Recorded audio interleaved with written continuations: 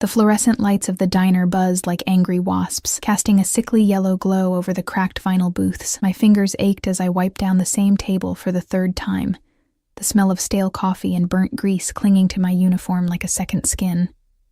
It was nearly midnight, and the exhaustion had settled deep into my bones, the kind that no amount of sleep could cure. "Emma, table 6 needs more coffee," barked Jerry from behind the counter, his voice cutting through the hum of the overhead lights. I nodded, grabbing the pot with hands that trembled slightly. 3 double shifts this week. My feet screamed in protest with every step, blisters rubbing raw against the inside of my cheap sneakers. This was my life now. This was what I'd become. The bell above the door chimed, and I looked up more out of habit than interest. The man who walked in didn't belong here. That was my first thought. He moved through the grimy diner like a shadow passing through light. Tall, dark suit that probably cost more than I made in 6 months, perfectly tailored to broad shoulders that spoke of controlled power. His black hair was styled back, revealing a face that could have been carved from marble. Sharp jawline, high cheekbones, and eyes so dark they seemed to absorb the light around them. But it wasn't just him. 2 men flanked him, massive, alert, their eyes constantly scanning the room. Security. The kind you only saw in movies or outside expensive hotels in the city. They took positions near the door and by the window, their stance casual but ready. I felt my breath catch. He was young, maybe early 30s, but carried himself with the authority of someone who'd never been told no in his entire life. And he was beautiful in that dangerous way that made smart women turn around and walk in the opposite direction. "Emma!" Jerry's voice snapped me back to reality. "The coffee?" Right. Coffee. I was just the invisible waitress. People like him didn't see people like me. I approached table 6, a regular old Mr. Patterson, and refilled his cup with hands that suddenly felt clumsy.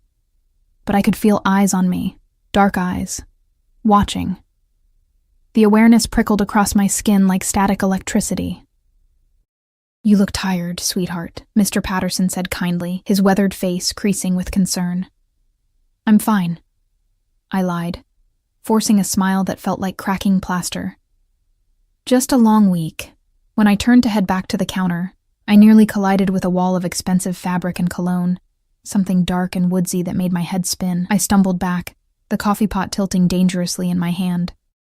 A hand shot out, steadying the pot with long fingers that were surprisingly gentle despite their obvious strength. I looked up, way up, into those impossibly dark eyes. "Careful." His voice was low, smooth as aged whiskey, with an accent I couldn't quite place. Italian, maybe. It rolled through me like distant thunder. "I'm sorry," I stammered, heat flooding my cheeks. "I didn't see you. No harm done." He didn't move, didn't step back. Instead, he studied me with an intensity that made me feel simultaneously exposed and invisible, like he was reading every secret I'd ever kept, every mistake I'd ever made, every scar I tried to hide. This close, I could see details I shouldn't notice. A small scar through his left eyebrow, the shadow of stubble along his jaw, the way his suit jacket hung open just enough to reveal a crisp white shirt, and my breath caught what looked like a leather holster. I stepped back, breaking whatever spell had fallen over me. I should get back to work. He inclined his head slightly, a gesture that felt almost old world, and moved past me to a booth in the corner. The booth with the best view of the entire diner, I noticed. The booth where someone could see all the exits. I busied myself with cleaning, with refilling coffee, with anything that kept me from looking at that corner booth. But I felt his gaze like a physical touch, warm and heavy and completely unnerving. "Who's the suit?" I asked Jerry quietly when I returned to the counter. Jerry's face had gone pale. "Don't know. Don't want to know. Just stay out of his way, Em. Guys like that, they're nothing but trouble." But trouble found me anyway. It always did. I was wiping down the counter when I heard my phone buzzing in my apron pocket. The screen lit up with a name that made my stomach drop. Marcus. My ex. The man who'd taken everything from me and left me with nothing but debt and shame. I should have ignored it. Should have deleted his number months ago. but some sick part of me still hoped. Hoped for what? I didn't know. An apology? An explanation? I stepped into the back room, the one that smelled like old mops and desperation, and answered. "What do you want, Marcus?" His laugh came through the line, cruel and sharp. "Just calling to see how my favorite charity case is doing." "Still slinging coffee to drunks?" My fingers tightened around the phone. "I'm hanging up. Wait. I actually have some news you might want to hear." His voice dripped with false sweetness. "You remember Vanessa? The woman I left you for?" How could I forget? The beautiful, successful lawyer who'd been sleeping with my fiancé for 6 months before he finally worked up the courage to tell me. The woman who got everything I was supposed to have. "We're getting married, Em. Big wedding. The kind you always dreamed about." He paused, letting it sink in. "You know what the funniest part is? She's everything you tried to be and failed. Successful, beautiful, not drowning in my debts because she's actually worth something." Tears burned behind my eyes.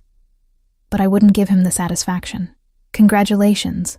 "Oh, don't be bitter. I'm just calling to give you some friendly advice. Stop waiting for your life to get better.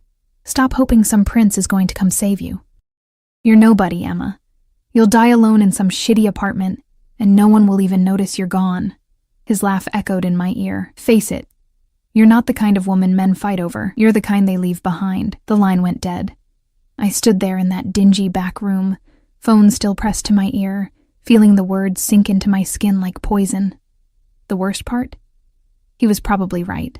I was nobody. Nothing.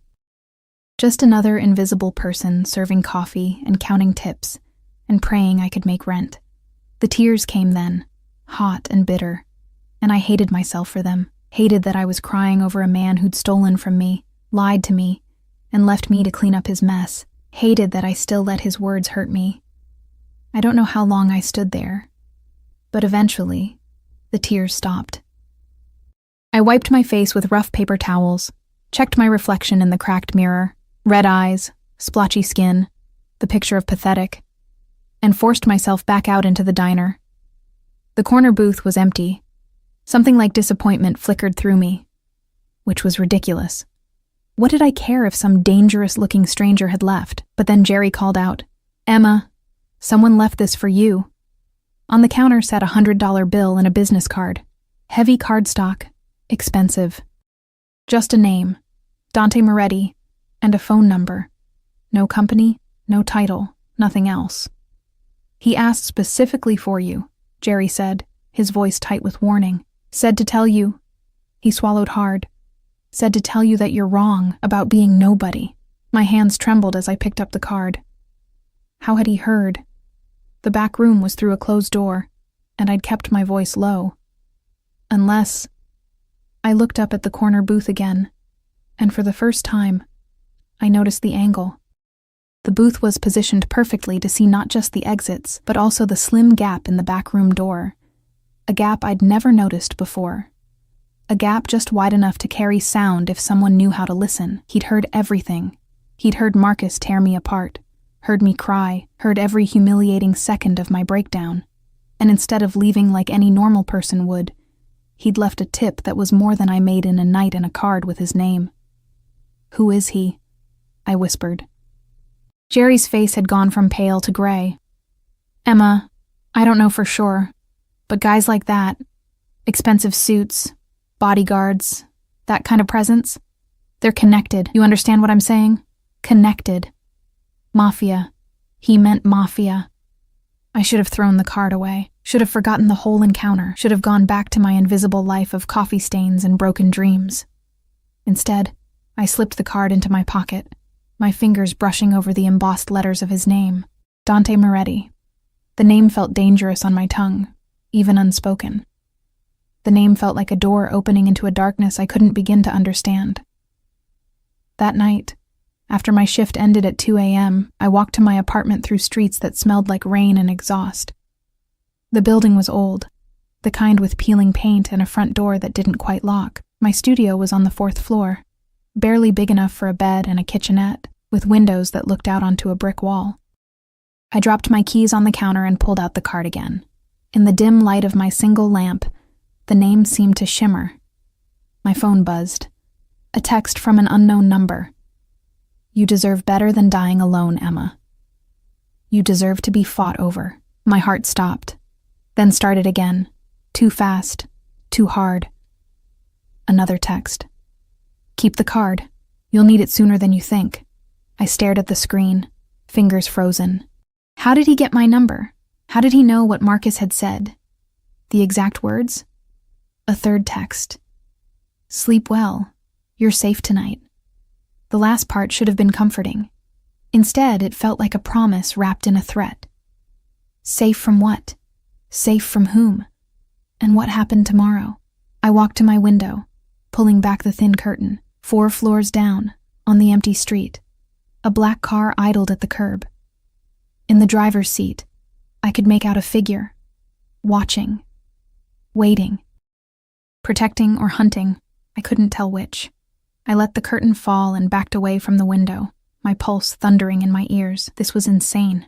This was dangerous. This was everything I should run from. But as I climbed into my cold bed, Marcus's words echoed in my head. You'll die alone. No one will fight over you. And somewhere in the darkness of my room, I wondered if maybe, just maybe, he'd been wrong. I wondered what it would feel like to be worth fighting for. I wondered if I'd just made a terrible mistake by not throwing that card away. And I wondered what Dante Moretti wanted from someone like me, someone invisible, someone broken, someone who had nothing left to lose. The question kept me awake until dawn painted my brick wall gray, and even then, I couldn't shake the feeling that my life had just tilted on its axis, that everything was about to change, that I'd already stepped into a cage I didn't yet understand, one made of dark eyes and darker promises, of protection and possession, of a danger I couldn't name but could feel in my bones. The card burned in my pocket like a brand. And somewhere in the city, I knew he was still watching. I lasted 3 days before everything fell apart.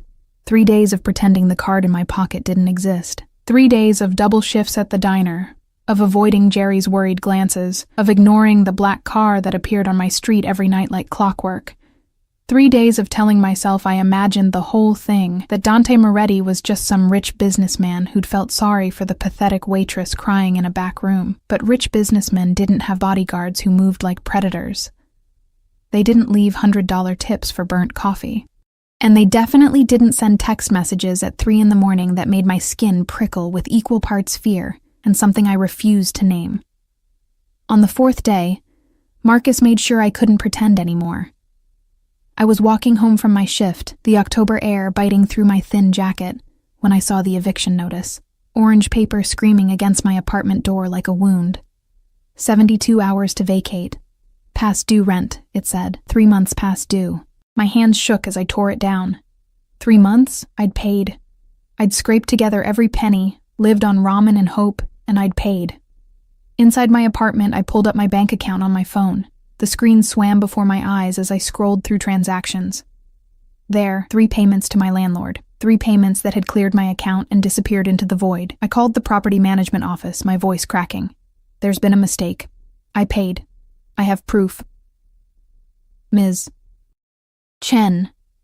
The woman on the other end sighed, the sound of someone who'd had this conversation 1,000 times. According to our records, we haven't received payment since July.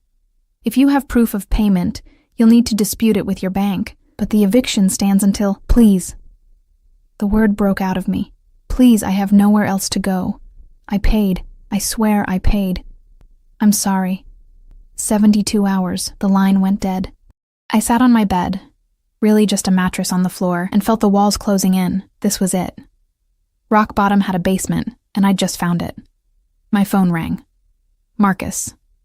Of course it was Marcus. Hello, Emma. His voice oozed false sympathy. Heard you're having some housing troubles. Ice flooded my veins. What did you do? Me? Nothing. But you know, funny thing about those payments you thought you made. Turns out your dear old landlord is a poker buddy of mine. We got to talking, and I mentioned how you still owed me money. Remember? The 10 grand you borrowed for my business venture? I never borrowed anything. You stole from me. Not how the signed loan agreement reads.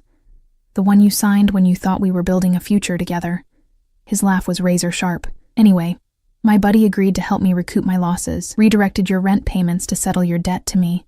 All perfectly legal, by the way. You should really read things before you sign them. My throat closed.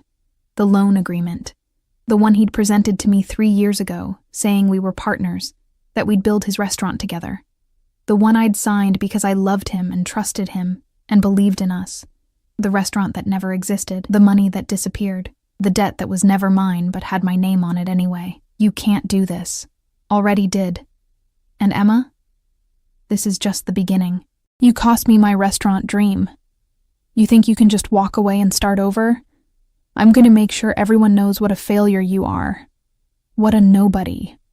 I'm going to destroy every pathetic attempt you make at happiness until you understand. You were nothing before me, and you'll be nothing after me. Why?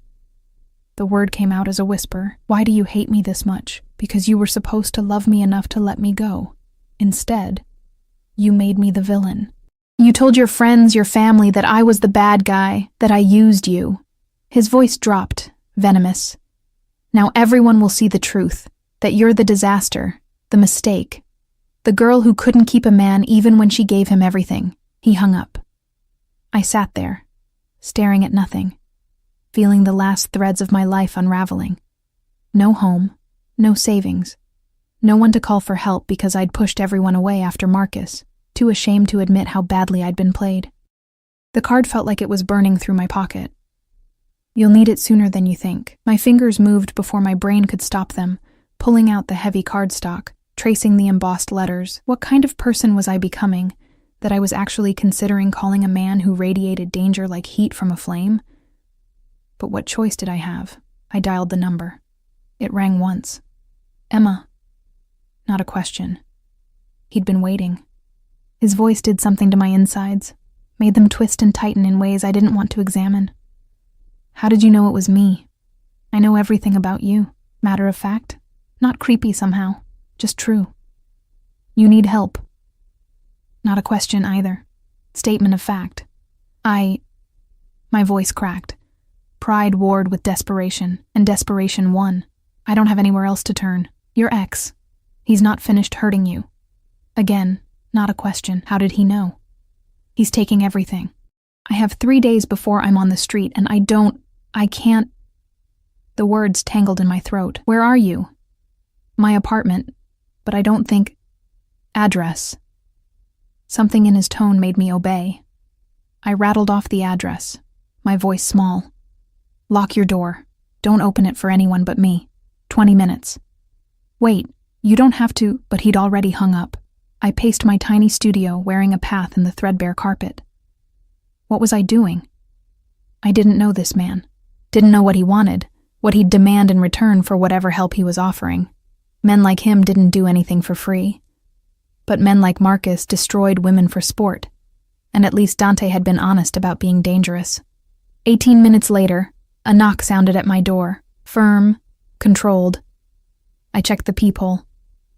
Dante stood in my hallway, somehow making the dingy corridor look even more pathetic by comparison.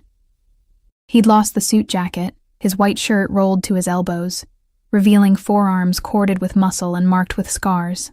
Behind him, one of his security guards waited, silent and alert. I opened the door. He filled the doorway, and for a moment, we just looked at each other. His dark eyes swept over my face, cataloging every tear track, every sign of my breakdown. I waited for judgment, for pity. Instead, he stepped inside, closing the door behind him with a quiet click. Tell me everything. And I did. The whole pathetic story spilled out. Marcus, the fake restaurant, the loan agreement I'd signed, the stolen rent payments, the eviction. Every humiliating detail of how thoroughly I'd been played. Dante listened without interrupting, his expression unreadable. When I finished, throat raw from talking, he pulled out his phone. Marco, he said quietly. I need information on Marcus Chen. Everything. Bank accounts, properties, business dealings, parking tickets. I want to know what he ate for breakfast 3 years ago. A pause. 1 hour.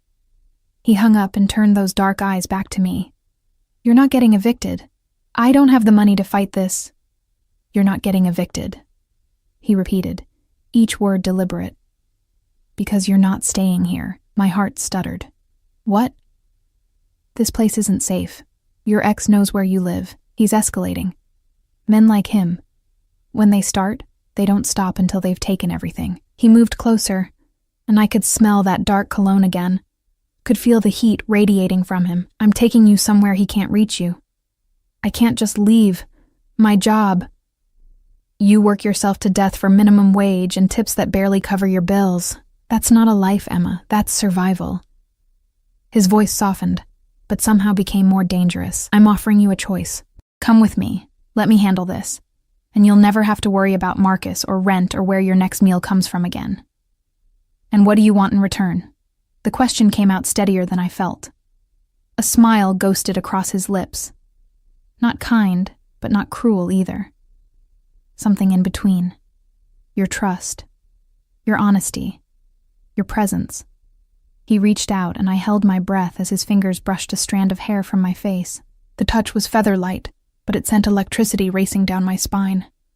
"I want you to stop being invisible, Emma. I want you to understand that you're worth fighting for." "Why?" The word barely made it past my lips. "You don't know me. Why would you care?"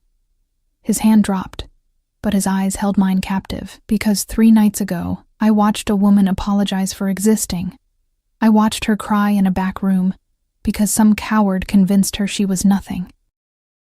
And when she came back out, she smiled for the customers like her heart wasn't breaking. He paused. "You're not nothing, Emma, and I'm going to make sure you never forget that again." The words should have sounded possessive. Should have raised every red flag I'd learned to watch for after Marcus. Instead, they felt like a lifeline thrown to a drowning woman. "Pack what matters," he said, stepping back. 5 minutes. I can't just... This is insane. 5 minutes, Emma. Not harsh. Just absolute. Or I'll pack for you. I moved on autopilot, throwing clothes into a duffel bag, grabbing my laptop and the small box of photos that were all I had left of my family. It took 3 minutes. When I turned around, Dante was holding the eviction notice, studying it with an expression that made my blood run cold.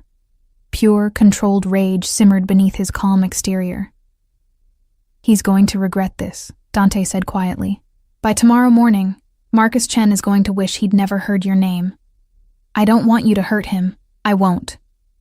He folded the notice carefully, precisely. "I won't lay a finger on him. I won't need to." His eyes met mine. "There are worse things than physical pain, Emma. There's watching everything you've built crumble. There's having your secrets exposed. There's understanding, finally, that you've made an enemy you can't fight." A shiver ran through me. This was who he was. Not just dangerous, but the kind of dangerous that moved through the world, reshaping it to his will. "Ready?" he asked, gentler now. I nodded, not trusting my voice. In the hallway, his security guard took my bag without a word. We descended the 4 flights in silence, and when we stepped outside, I expected the black car. What waited instead made my breath catch. A sleek black SUV with windows so dark they looked like obsidian. The security guard opened the back door, and Dante gestured for me to enter. The interior smelled like leather and money. Dante slid in beside me, and the door closed with a heavy, final sound, like a cage clicking shut, like a decision I couldn't take back. As we pulled away from my building, my old life, I watched it disappear in the darkened window. Somewhere in that car, between the plush leather seats and the man who radiated barely leashed power, I felt the last threads of Emma Chen, the invisible waitress, snap and fall away. "Where are we going?" I asked. Dante's hand found mine in the darkness between us, his fingers warm and strong. Home. Not his home. Home. Like I already belonged there. Like I'd always belonged there. And despite every instinct screaming that I was making a terrible mistake, I let my fingers curl around his, let him hold my hand like I was something precious, let myself believe, just for a moment, that maybe Marcus had been wrong, that maybe I wasn't going to die alone after all. The penthouse occupied the entire top floor of a building I'd passed 100 times but never imagined entering. Floor-to-ceiling windows overlook the city lights like scattered diamonds, and the space itself was bigger than the entire floor of my old apartment building. Everything was sharp angles and expensive materials, marble, dark wood, steel that gleamed like a blade's edge. But it was the art that caught my attention. Not generic hotel paintings, but real pieces. Dark, beautiful, violent things that spoke of passion and pain. A bronze sculpture of a woman breaking free from chains, an oil painting of a storm-tossed sea. A photograph of ruins reclaimed by nature. "You appreciate beauty in broken things," I said softly, trailing my fingers near, but not touching the bronze woman. Dante stood behind me, close enough that I could feel the heat of him. "I appreciate things that refuse to stay broken." His breath stirred my hair. "Things that survive." A woman appeared from one of the corridors. Older, elegant, with silver-threaded hair and kind eyes. "Mr. Moretti, shall I prepare the guest room?" "No." The word was absolute, the room adjoining mine. "I want her close." My cheeks burned. The woman, housekeeper, assistant, didn't even blink. "Of course. I'll have fresh linens brought up immediately." She disappeared as silently as she'd arrived. "That's not necessary," I started. "I can take any room." Dante turned me to face him, his hands on my shoulders, firm but careful. "You're under my protection now, Emma. That means you stay where I can reach you, where I know you're safe." His thumbs traced small circles against my collarbone, and my breath hitched. "Do you understand?" I should have argued. Should have insisted on boundaries, on maintaining some distance from this man who looked at me like I was something he intended to keep. Instead, I nodded. "Good girl." The praise shouldn't have affected me, shouldn't have sent warmth pooling low in my belly, but it did. And from the slight curve of his lips, he knew it. He released me, stepping back. "Marco will be here soon with information on your ex. While we wait, you should eat. You're too thin." "I'm not." "When did you last have a real meal? Not coffee and whatever scraps they let you take from the diner." I opened my mouth to protest, then closed it. He was right. I couldn't remember the last time I'd eaten something that wasn't leftovers or instant noodles. Within minutes, the elegant woman returned with a tray. Not takeout containers, but actual plated food, pasta and a cream sauce that smelled like heaven, fresh bread, a salad with vegetables I couldn't afford at the grocery store. "Sophia has been with my family for 20 years, Dante said, guiding me to a dining table that could seat 12. "She fusses." "I don't fuss, I care." Sophia's voice carried from the kitchen, making Dante's lips twitch in something almost like a smile. I ate because he watched me, those dark eyes tracking every bite like he was memorizing the sight. It should have been uncomfortable. Instead, it felt like being seen for the first time in years. Really seen. Halfway through the meal, a knock sounded. The security guard from earlier entered, followed by a lean man with sharp features and calculating eyes. He carried a tablet and an expression that said he'd found something interesting. "Marco," Dante acknowledged. Marco's gaze flicked to me, assessment and curiosity in equal measure, before focusing on his boss, Marcus Chen, 32. Currently engaged to Vanessa Hartley, criminal defense attorney. On the surface, he's clean. Marketing consultant, modest income, no criminal record. "On the surface," Dante repeated, each word precise. "Dig deeper, and it gets interesting." Marco swiped through his tablet. He's been running a long con for at least 5 years. Targets women with assets or savings, isolates them from support systems, convinces them to invest in fake business ventures. 3 confirmed victims before Miss Chen, probably more who didn't report. My fork clattered against the plate. 3? There were 3 other women? Marco's expression softened fractionally. All with similar patterns. Relationship, isolation, fake investment, disappearance with the money. You were just the most recent. Why isn't he in prison? My voice came out strangled. No charges filed. He's careful, uses legal documents, makes it look like failed business ventures rather than fraud. Technically, what he did is civil, not criminal. Marco looked at Dante. But there's more.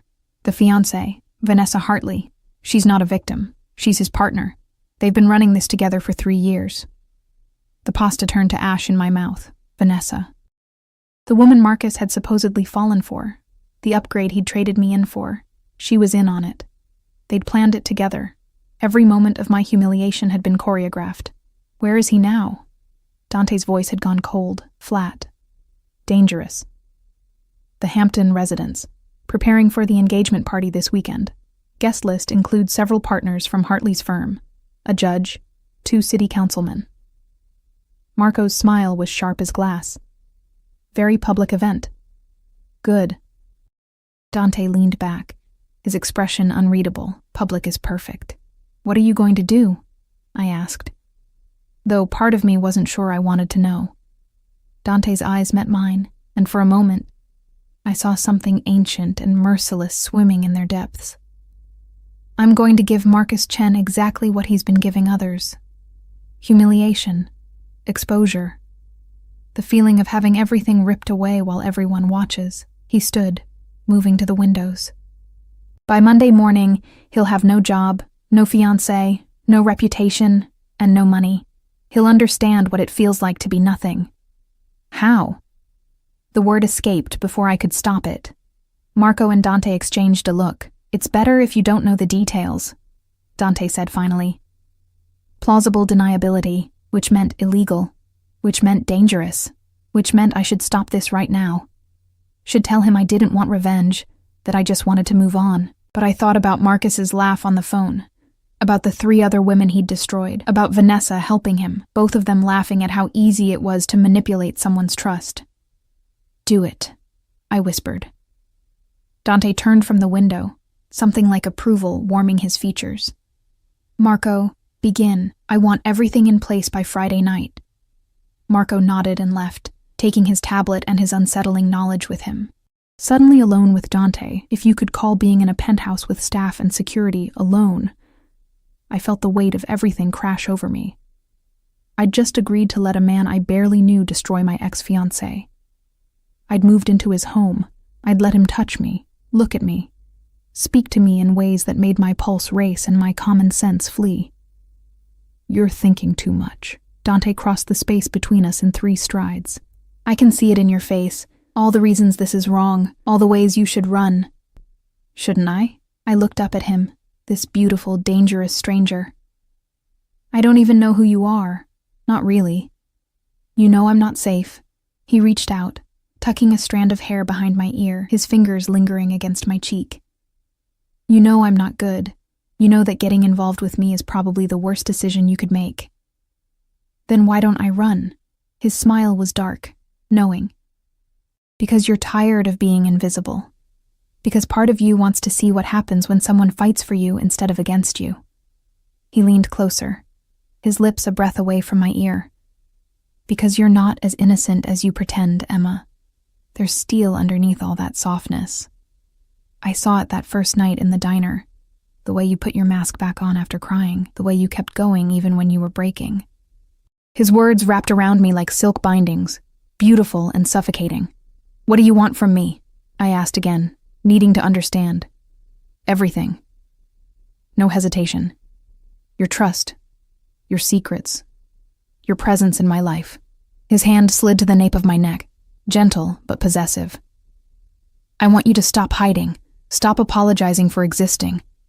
Stop letting people like Marcus convince you that you're not worth protecting. And if I can't give you that, you can. Absolute certainty. You will. Because I'm not Marcus, Emma. I don't need to tear you down to feel powerful. I don't need you small and broken. His thumb traced my jawline. I want you strong enough to stand beside me. Strong enough to understand what I am, and choose to stay anyway. What are you? The question trembled out. For a long moment he studied me. Then, decision made. My family, we control things in this city. Imports, exports, certain establishments. We have friends in government, in business, in places where power moves through shadows. He didn't blink, didn't soften it. People call us criminals. We call ourselves businessmen. The truth is probably somewhere in between. Mafia. Jerry had been right. And you're telling me this because I don't lie to people under my protection. Because you deserve to know what you're walking into. His grip tightened fractionally. And because if you're going to run, I'd rather you do it now before... Before what? his jaw clenched. "Before I become too invested to let you go." The admission hung between us, raw and honest. This man, this dangerous, powerful, terrifying man, was giving me an out, telling me the truth even though it might drive me away. Marcus had lied with every breath, had used my trust as a weapon. Dante was offering me a choice. "I'm not running," I heard myself say. Something fierce and possessive flared in his eyes. "You should." "Probably." I met his gaze without flinching. "But I'm tired of should. I'm tired of safe. Safe got me an eviction notice and a broken heart. This isn't safe, Emma." His voice dropped to a growl. "I'm not safe. The world I live in, there are rules, enemies, consequences you can't imagine. Then protect me from them." The words came out stronger than I expected. "You said I was under your protection, so protect me. Teach me. Show me how to be strong enough to survive in your world." For 3 heartbeats, he didn't move.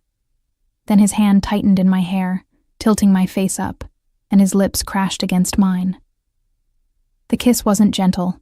It was possession and promise, demand and devotion. Everything he'd been holding back unleashed in a single moment of contact. I gasped against his mouth, and he took advantage, deepening the kiss until I couldn't remember why I'd ever thought I should run.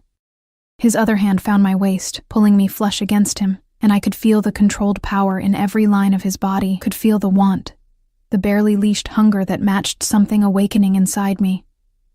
When he pulled back, we were both breathing hard. "You're mine now," he said, the words both question and statement. I should have been scared, should have recognized the danger in that tone, in those eyes that held me like I was something precious and breakable in his. Instead, I felt safe for the first time in years. "Yes," I whispered. The smile that curved his lips was pure masculine satisfaction. "Say it. I'm yours. Again. I'm yours, Dante." He kissed me again, softer this time, like sealing a bargain, like marking me as his in ways that had nothing to do with possession and everything to do with protection. When Sophia appeared to show me to my room, I could still taste him on my lips. The room adjoining his was beautiful, all soft grays and creams, with a bed that looked like a cloud, and windows that showed the city spread out below like a kingdom. A kingdom that, tonight, felt a little bit like mine. I fell asleep in sheets that cost more than my security deposit, in a room where I could breathe without counting the cost. And for the first time in months, I didn't dream of losing everything. I dreamed of dark eyes and dangerous promises. I dreamed of being fought for. I dreamed of finally being seen. The next morning, I woke to sunlight streaming through windows that didn't face a brick wall. For a disoriented moment, I couldn't remember where I was. Then it all came rushing back. Dante, the penthouse, the kiss that had rearranged something fundamental inside me.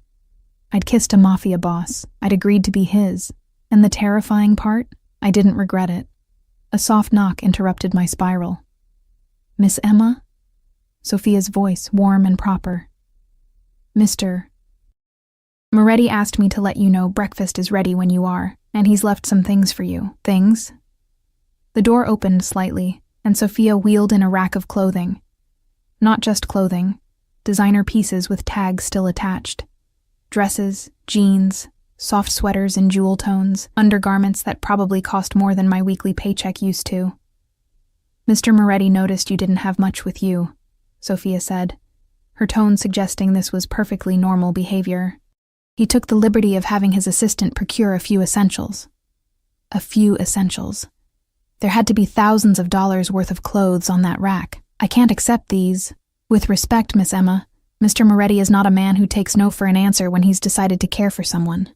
Sophia's eyes were kind, and between you and me, it's been a very long time since he's cared for anyone. The implication settled over me like a weight. "How long have you known him?" "Since he was 17. Wild, angry boy who'd just lost everything that mattered." She smoothed an invisible wrinkle from a silk blouse. "He built himself back up from nothing. But he did it alone. Hasn't let anyone close in all these years." Her gaze met mine. "Until you." "Why me?" The question burst out. "I'm nobody special. I serve coffee and can't even pay my rent on time. Sophia smiled, gentle and knowing. You're the first person in 15 years who looked at him and didn't see power or fear or opportunity. You just saw a man. She moved toward the door. He's waiting for you. Third door on the left. After she left, I stood there staring at the rack of beautiful things. Things chosen for me, things that said I mattered. I selected a pair of dark jeans that fit perfectly, and a cream sweater soft as a whisper. When I caught my reflection, I barely recognized myself. I looked cared for. Protected. I looked like I belonged. The dining room was different in daylight. The view even more spectacular. The city sprawling beneath us like Dante owned every inch of it. Maybe he did. He stood at the window, phone pressed to his ear, speaking rapid Italian. He'd showered, his dark hair still damp, wearing black slacks and a charcoal shirt with the sleeves rolled up. Casual power, dangerous beauty. He turned as I entered, and something in his expression shifted, softened. I'll call you back, he said into the phone, not taking his eyes off me. Yes, it's more important. Handle it. He hung up. The clothes fit, he observed, moving toward me like a predator who'd spotted prey. You didn't have to. I wanted to. He reached out, fingers grazing my cheek. You're under my roof now, Emma, under my protection. That means you don't want for anything. His thumb traced my lower lip. Understand? I nodded, not trusting my voice. Good. Now eat. We have a busy day. Breakfast was an array of pastries, fresh fruit, omelets that melted on the tongue. I ate while Dante watched, occasionally offering me bites from his own plate with an intimacy that felt earned despite knowing each other less than a week. Marco called, he said finally, setting down his coffee. Everything is in place for tonight. Tonight? My stomach clenched. Marcus and Vanessa's engagement party. The one where they plan to parade their success in front of everyone who matters. His smile was sharp enough to draw blood. It's going to be quite the event. What are you going to do? He corrected. What we are going to do is make an appearance. My fork clattered against the plate. I can't, he'll be there. Exactly. Dante leaned forward, capturing my hand. He's going to see you walk in on my arm, wearing a dress that costs more than he stole from you, looking like the woman you were always meant to be. His grip tightened, and then he's going to watch his entire life implode. I don't understand. You will. He stood, pulling me up with him. Come. I want to show you something. He led me through the penthouse to a room I hadn't noticed, a study lined with books and dark leather, dominated by a massive desk. Marco sat at a laptop, his expression intent. Show her, Dante commanded. Marco turned the screen. It displayed what looked like financial records, emails, text messages, evidence. Mountains of it. Marcus Chen and Vanessa Hartley's entire operation, Marco explained. 5 years of fraud, documented victims, falsified business records. We've also traced the money, offshore accounts, dummy corporations, the whole structure. He clicked to another screen. Tonight, at precisely 9:30 p.m., this information goes to the FBI, the state attorney's office, and every major news outlet in the city. But that's not all, Dante added, something dark and satisfied in his voice. At 9 p.m., Vanessa Hartley will receive a video call from one of her former clients, a client she sold out to the prosecutor in exchange for a lighter sentence for a different client who paid better. The call will be on speaker, in front of all her colleagues. How did you... I have resources. Dante's hand found the small of my back. The judge attending tonight? He's about to receive evidence that Hartley bribed a court clerk. The city councilman? They're going to learn that Marcus has been using their names to legitimize his scams. He turned me to face him. By the time we leave that party, Marcus and Vanessa won't just be finished. They'll be toxic. Untouchable. Everything they built on the backs of people they hurt will come crashing down. I should have felt triumph, should have felt satisfied. Instead, I felt something darker, something that tasted like justice and revenge and power. When do we leave? I asked. Dante's smile was pride and possession. That's my girl. The rest of the day passed in a blur of preparation. A stylist arrived with a makeup artist, transforming me with subtle skill. The dress Dante had chosen was midnight blue, the color of deep water, with a neckline that hinted without revealing and fabric that clung to curves I'd forgotten I had.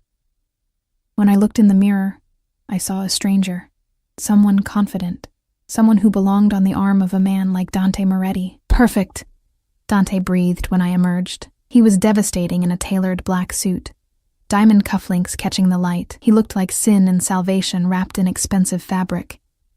He fastened a necklace around my throat, sapphires that probably cost more than my old apartment building. His fingers lingered on my nape, possessive and tender. "These were my mother's," he said quietly. "She died when I was 17. My father, he wasn't a good man. He took everything from her, including her life." His jaw clenched. I swore I'd never let anyone hurt someone under my protection the way he hurt her. Understanding crashed over me. This wasn't just about revenge for my sake. This was about something deeper, older. A boy who couldn't save his mother, channeling that failure into protecting a woman who reminded him that some people were worth saving. "Dante, you're safe with me, Emma." He turned me to face him, always. "No matter what happens tonight or any night, I will burn down anyone who tries to hurt you." The vow should have terrified me. Instead, it felt like coming home. The engagement party was at an exclusive hotel, the kind with doormen in uniforms and crystal chandeliers that cost more than cars. Dante's hand never left my back as we entered, his security detail flanking us at a discreet distance. The ballroom glittered with the city's elite, lawyers, judges, business people, all here to celebrate Marcus and Vanessa's upcoming marriage, all about to witness their downfall. I saw him first. Marcus, in a suit that didn't quite fit right, laughing too loud, working the room with practiced charm. Then Vanessa, beautiful, cold, perfect in a white dress that screamed bridal. Marcus's gaze swept the room and landed on us. His face went pale, then red, then an interesting shade of purple. "Emma?" His voice carried, drawing attention. "What the hell are you doing here?" Every head turned. Every conversation stopped. Dante's hand tightened on my waist, a silent reminder of his presence, his support. "Marcus." I was surprised by how steady my voice sounded.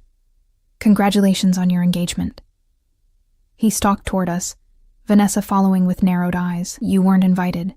You need to leave before I have security." "I don't think so." Dante's voice cut through the room like a blade.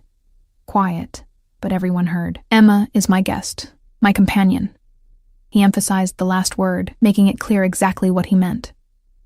"I'm Dante Moretti." The name rippled through the crowd. Recognition, fear, respect. Dante didn't need to explain who he was.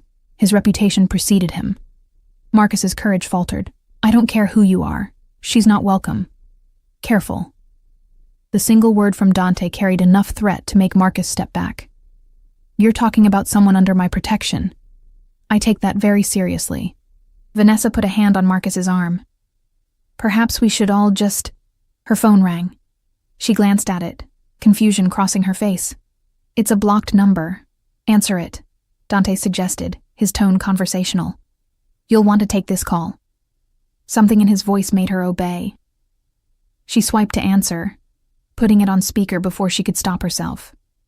Vanessa Hartley, a man's voice, rough with rage. "Remember me? Tony Messina, the client you fucking sold out 3 years ago. Took my money, promised you'd get me off, then handed my confession to the prosecution." Vanessa's face drained of color. Around us, her colleagues from the law firm stiffened. "I don't know what you're—" "Don't lie. I've got proof. Recordings of our conversations, bank transfers, all of it." The voice turned vicious.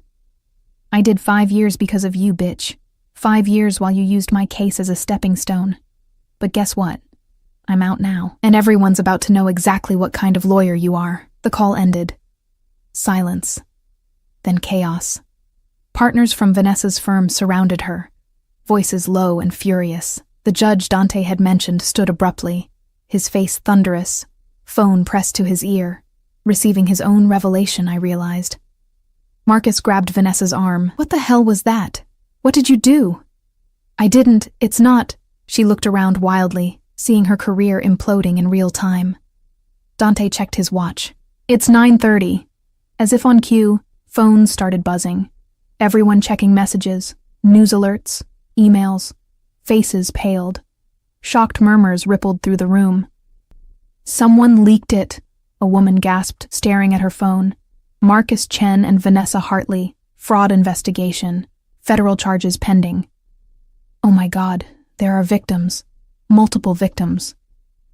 Marcus's phone rang, then Vanessa's. Then half the room's devices erupted in a cacophony of buzzing and ringing. Marcus looked at me, finally understanding. "You did this. You bitter." Dante moved faster than I could track, catching Marcus's wrist before he could reach me. "Don't." The word was a death sentence delivered in a whisper. "Don't even think about touching her." Marcus tried to pull away. Dante's grip tightened until Marcus gasped in pain. "You like hurting women," Dante continued, still in that terrifying quiet voice. "Stealing from them, breaking them, making them feel worthless." He leaned closer. "How does it feel, Marcus? How does it feel to have everything taken away while everyone watches? Please." "Emma." Dante didn't release Marcus, but his eyes found mine. "What do you want me to do with him?" The question hung in the air. This was my choice. My revenge. I looked at Marcus. Really looked at him. Saw past the panic to the pathetic man underneath. The con artist. The coward who preyed on trust. "Let him go," I said. Dante's eyebrow rose. "Are you sure?" "He's not worth it." I moved closer, standing beside Dante. "He's going to prison. He's lost everything. That's enough." Dante released him, and Marcus stumbled back. "You're nobody, Emma," Marcus spat, his last pathetic attempt at control. "You'll always be—" "She's mine," Dante interrupted, his arm sliding around my waist. "She's under my protection. She wears my mother's jewels. She sleeps in my home." Each statement was a hammer blow. "And you? You're about to be inmate number whatever they assign you." He smiled, cold and final. "Who's nobody now?" We left them there. Marcus and Vanessa, surrounded by federal agents who'd apparently been waiting outside. Colleagues backing away like they were contagious. Their perfect party dissolved into handcuffs and Miranda rights. In the car, I finally let out the breath I'd been holding. "How do you feel?" Dante asked, pulling me against him. "Like I can breathe," I admitted. For the first time in years, his lips found my temple. "Good. Because you're never going to feel suffocated again. Never going to worry about rent or some pathetic man making you feel small." His hand cupped my face, tilting it up. "You understand? You're mine now, Emma. And I protect what's mine." The possessiveness should have scared me. Should have reminded me of Marcus's control, but this was different. This was choice. This was power shared, not stolen. This was finally being worth fighting for. "Take me home," I whispered. His smile was dark promise, always. The weeks that followed felt like living in a dream I was afraid to wake from. Marcus and Vanessa made headlines for 3 days straight. Federal fraud charges, disbarment proceedings, victims coming forward with stories that made mine look tame. The media dissected their operation with the kind of fervor reserved for truly spectacular falls from grace.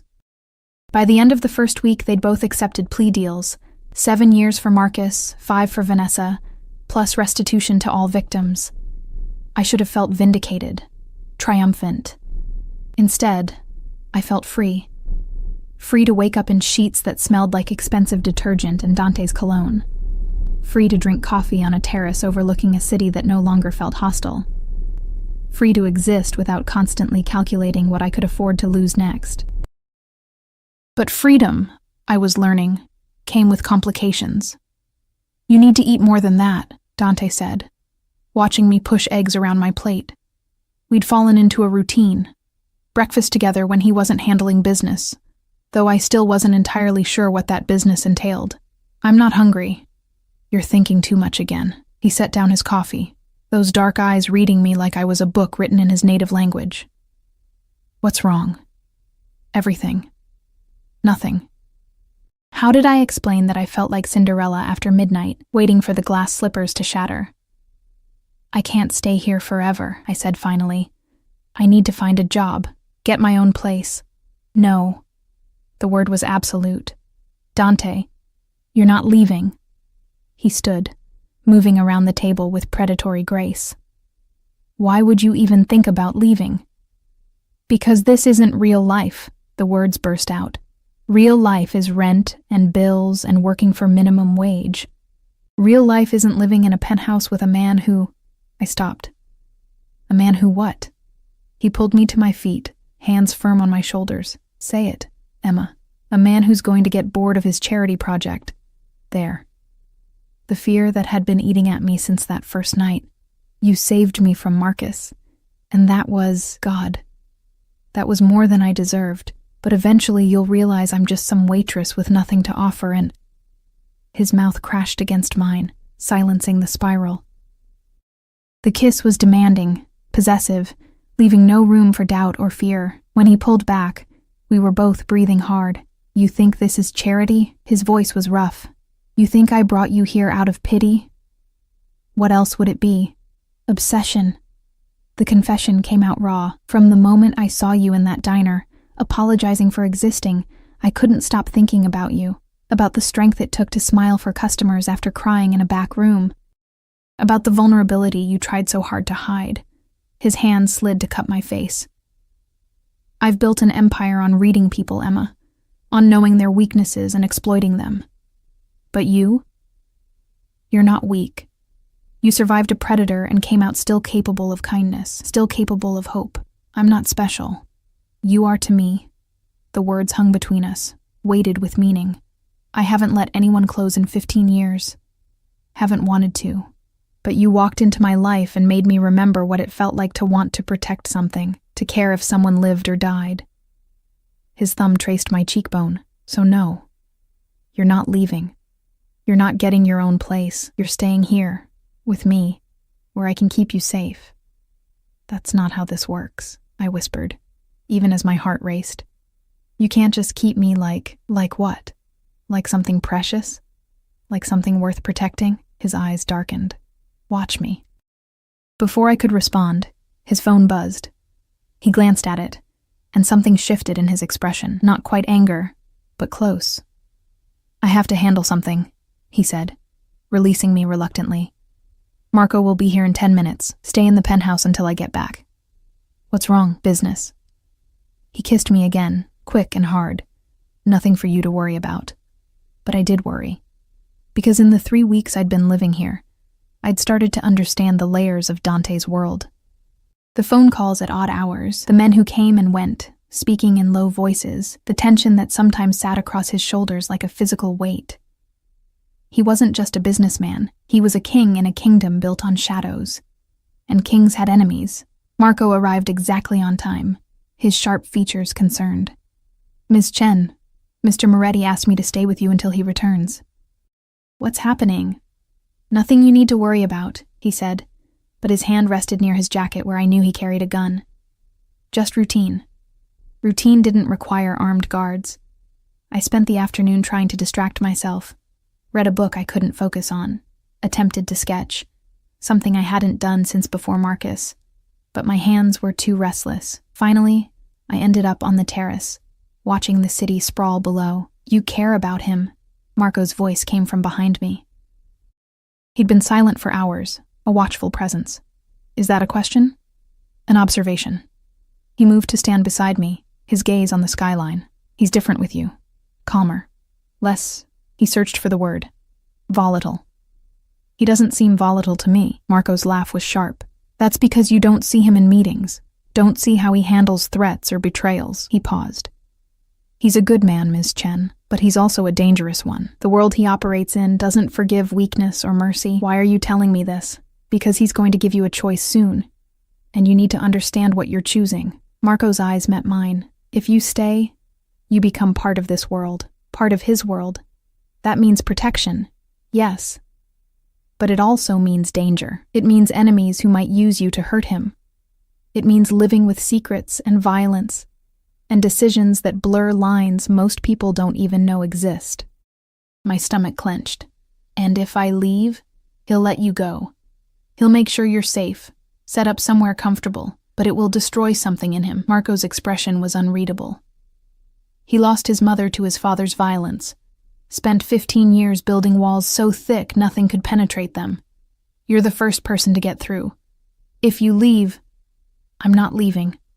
The words came out certain, surprising us both. Marco studied me for a long moment, then nodded. Good. Because he needs someone who sees the man under the monster. Dante returned as the sun was setting, the city lights beginning to shimmer like captured stars. He looked tired, tension in every line of his body, but when he saw me, something eased. Everything okay? I asked. It is now. He pulled me against him, burying his face in my hair. Just breathing, just holding. We stood like that for long minutes, the city sprawling below us, until finally he pulled back. I need to tell you something, he said. Something I should have told you weeks ago. My heart stuttered.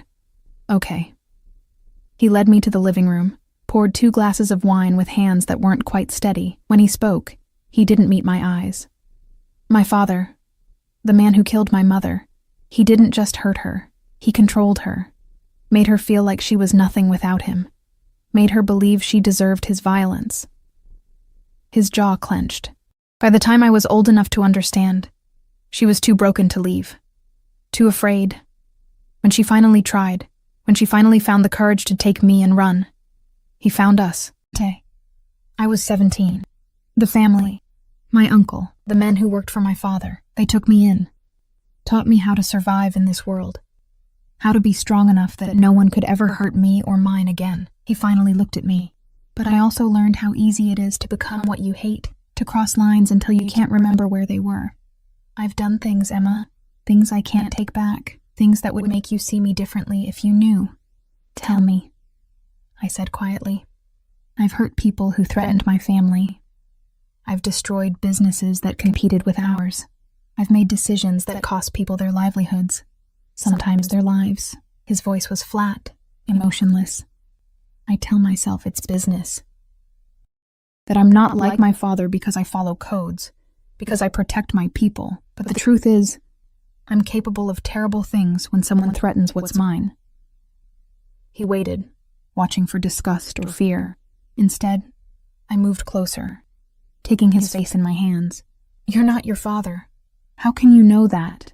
Because your father would never admit what he was, would never question his choices, would never look at someone he cared about and worry that he wasn't good enough for them. I held his gaze. You're not a monster, Dante. You're a man who survived a monster and built something from the ruins. I'm still dangerous. I know. I smiled slightly. That's not the deterrent you think it is. Something like wonder crossed his face. You should run from me. Probably. I kissed him softly. But I'm choosing to stay. Choosing you. All of you. The protection and the danger. The gentleness and the violence.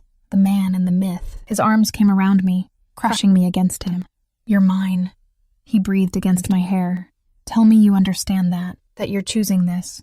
Choosing us. Knowing exactly what it means. I'm yours, I confirmed. And you're mine. That's how this works, right? Protection goes both ways? His laugh was surprised, delighted. Yes. God, yes. He pulled back just enough to look at me. I love you. I've loved you since that first night when you came back from crying and you chose strength over surrender. The words hit like lightning, illuminating everything. I love you too, I whispered. Even though you're terrifying and possessive, and probably bad for my life expectancy. Especially because of that, he corrected, and kissed me until the city lights blurred and the only thing that mattered was this. Us. Together. Choosing each other despite every logical reason not to. That night, he made love to me with a tenderness that contrasted sharply with his reputation. Worshipped every inch of skin like I was something sacred, whispered promises in Italian that I didn't understand but felt in my bones. Afterward, lying tangled in sheets that smelled like us, I felt something settle into place, something that had been fractured since Marcus, maybe since before. What happens now? I asked, tracing patterns on his chest. Now you stop hiding. Stop pretending you're nobody. He caught my hand. pressing a kiss to my palm. "You're Dante Moretti's woman. That means something in this city. That means you're untouchable. That sounds isolating. It's powerful." He shifted to look at me. "But you don't have to be alone in it. I'll teach you to navigate this world, introduce you to the people who matter, show you how to hold your own in rooms full of predators. And if I want to do something, work, create, build something of my own, then you do it." He said it like it was obvious. "You think I want a trophy? Someone decorative and empty? I want a partner, Emma. Someone strong enough to stand beside me, not behind me." The idea took root, fragile but growing. A life not just survived, but lived. Not just protected, but powerful. "I want to go back to school," I said suddenly. I dropped out when everything fell apart. But I was studying art therapy, helping people heal through creativity. Dante's smile was proud. "Then you'll go back. I'll handle the tuition, the logistics, everything. I want to pay my own way." "You will. By being mine. By choosing this life, you're taking on risks that most people can't imagine. That's payment enough." He kissed me softly. "Let me give you this, Emma. Let me give you the chance to become who you were meant to be." Tears burned behind my eyes, but these were good tears, healing tears. "Okay," I whispered. "Okay." 6 months later, I stood in a gallery showing my own work. Paintings and mixed media pieces exploring themes of survival, transformation, and strength in broken things. The opening was packed with collectors, art critics, and society people who'd come because Dante Moretti's woman was unveiling her first show, but they stayed because the work was good. Dante stood slightly apart, watching with an expression that made my heart swell. Pride. Possession. Love. "She's talented," I heard someone say nearby, "and brave, choosing subjects this raw." "Did you hear how they met?" someone else whispered. "Apparently her ex tried to destroy her, and Moretti made him disappear." Not quite accurate, but close enough. Marcus and Vanessa were both serving their sentences, and I'd learned through Marco that several of their other victims had received anonymous restitution payments. Dante's way of balancing scales. When the crowd finally thinned, Dante approached, pulling me against him with familiar possessiveness. "I'm proud of you," he murmured against my hair. "I couldn't have done this without you." "Yes, you could have. I just made it happen faster." He tilted my face up. "You were always strong, Emma. Always capable of this. You just needed someone to remind you." "My ex told me I'd die alone," I said quietly. "That no one would fight for me." Dante's expression darkened. "Your ex was a fool. He was wrong." I smiled, genuine and bright, because I found someone who didn't just fight for me. He taught me to fight for myself. And you found someone who was dying slowly until you reminded him what living felt like. He kissed me, soft and deep. "We saved each other, tesoro, treasure." He'd explained the endearment weeks ago, along with other Italian words he murmured in the dark. "Amore mio, cuore mio," my love, my heart. "Take me home," I said, echoing words from that first night. His smile was pure masculine satisfaction. Always. We left the gallery hand in hand, his security detail falling into formation around us. The car waited at the curb, that same black SUV that had carried me away from my old life into this new one. As we drove through the city lights, Dante's hand never left mine, and I realized something profound. I hadn't just survived Marcus's cruelty. I'd transformed it into strength, into art, into a life I'd built alongside a man who saw my worth when I'd forgotten it existed. My ex had laughed and said I'd die alone. Instead, I'd found home in the arms of a man who'd burn the world down before letting anyone hurt me again. I'd found power in my own voice, my own choices, my own strength, I'd found love in the most unexpected place, in the dark eyes of a dangerous man who'd spent 15 years building walls, only to tear them down for a woman who'd learned that sometimes the most terrifying risks lead to the most beautiful rewards. "What are you thinking?" Dante asked, his thumb tracing circles on my palm. "That I'm exactly where I'm supposed to be." His smile was tender and fierce. "Yes, you are, with me. Always with me. Always," I agreed. And as the city lights blurred past the windows, I thought about Marcus one last time. About his cruel prediction. About how wrong he'd been. I wouldn't die alone. I'd live fiercely. Loved, protected, powerful. I'd live as Dante Moretti's woman, his partner, his equal.